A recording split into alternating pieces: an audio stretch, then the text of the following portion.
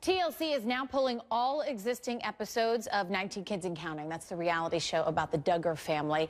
In Touch Weekly magazine uncovered a police investigation into the oldest son, 27-year-old Josh Duggar. The reports say when he was a teenager, he molested several girls, including family members. Kim Serafin is senior editor at In Touch Weekly. She's here to bring us some more details on this story. Kim, good morning to you. Such disturbing details, I should add. You began this investigation because you were sort of tipped off to it. I understand there are some journals that you were privy to. Can you give us a little bit more detail of what you found out and how you found it out?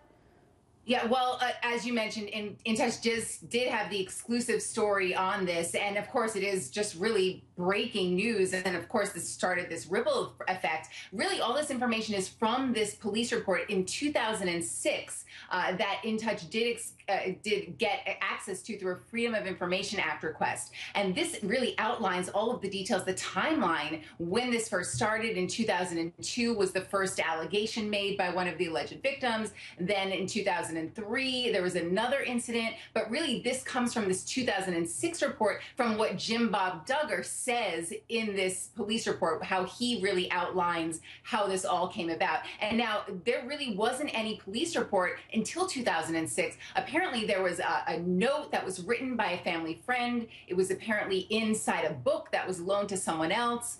Then when the family was apparently going to be on Oprah's show, somebody tipped off Oprah's show. Harpo Productions then tipped off someone else, which started the investigation, which led to this 2006 investigation and police report. Interesting. You know, we should note that Josh Duggar issued this apology on his family's Facebook page saying, 12 years ago, I acted inexcusably, for which I am extremely sorry and deeply regret. We spoke with authorities where I confessed my wrongdoing. And of course, Kim, we want to point out Josh Duggar has never been charged. The statute of limitations has expired.